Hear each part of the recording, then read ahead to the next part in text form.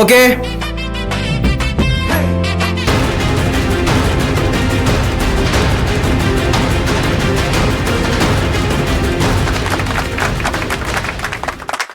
നിർത്ത്.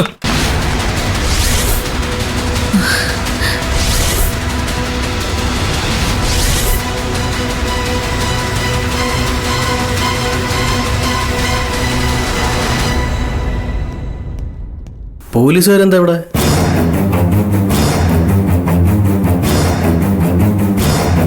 എന്താ സാർ ഇവിടെ? എന്താ കാര്യം? ഈ നിൽക്കുന്ന നിധിയെ അറസ്റ്റ് ചെയ്യാൻ വേണ്ടി വന്നതാ.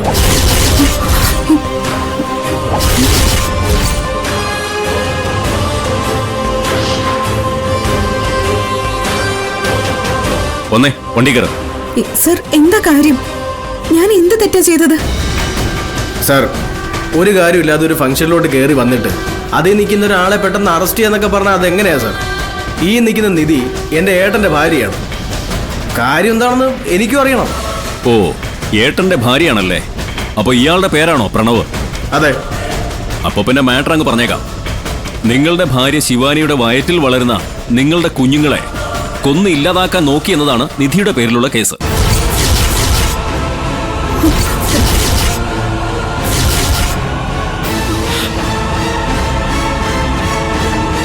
എന്താ സാർ ഇത്? ഏട്ടത്തി കൊല്ലാൻ നോക്കിയെന്നോ? ഏട്ടത്തി അങ്ങനെയൊന്നും ചെയ്യത്തില്ല. ഇതെന്തോ തെറ്റിദ്ധാരണയുടെ പുറത്താ സാർ വന്നിരിക്കുന്നത്.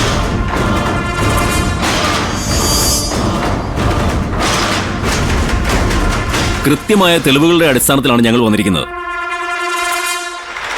ഇളനീരിൽ മയക്കുമരുന്ന് കലർത്തി കൊടുത്താണ് നിധി ഈ പരിപാടി ഒപ്പിച്ചത്.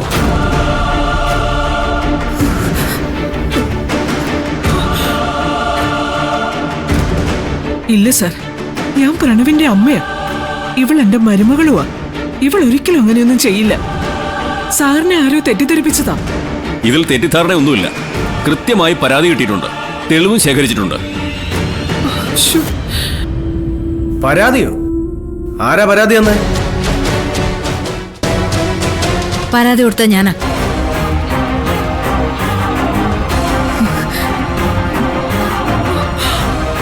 നീ പരാതി കൊടുത്തു? എന്തിനാ ശിവൻ നീ അത് ചെയ്തേ? സ്വന്തം കുഞ്ഞിനെ ഒരാൾ ഇല്ലാതാക്കാൻ നോക്കിയ ഏതെങ്കിലും ഒരു അമ്മ വെറുതെ ഇരിക്കോ?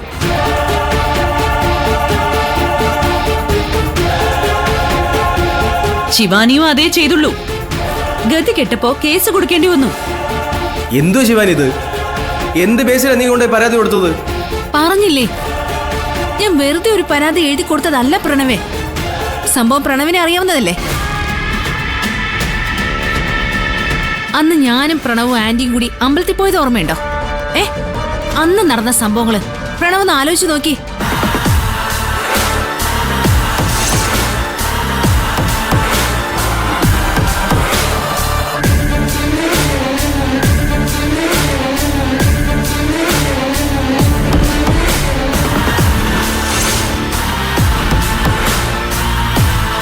ആ കരിക്കില് നിധി മയക്കുമരുന്ന് കലർത്തിയിരുന്നു.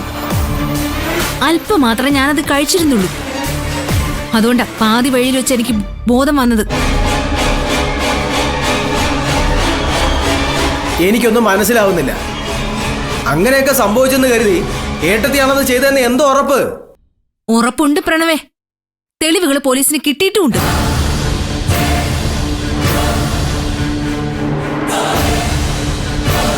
ഇവൾക്ക് കുട്ടികളില്ല എന്നുള്ള അസൂയ. അതുകൊണ്ട് തന്നെയാ ശിവാനിയുടെ വയറ്റിലെ കുഞ്ഞുങ്ങളെ ഇല്ലാതാക്കാൻ നോക്കിയത്. ആന്റി, വെറുതെ ഇങ്ങനെ ഓരോന്ന് പറഞ്ഞിട്ട് കാര്യമില്ല. വെറുതെ അല്ല മിസ്റ്റർ പ്രണവ്. നിധി ആ ഇളനീർ കടക്കാരനുമായി ചേർന്ന് പ്ലാനിംഗ് നടത്തുന്നതിന്റെ വീഡിയോ ഞങ്ങളുടെ കയ്യിലുണ്ട്. ഞാൻ കാണിച്ചു തരാം.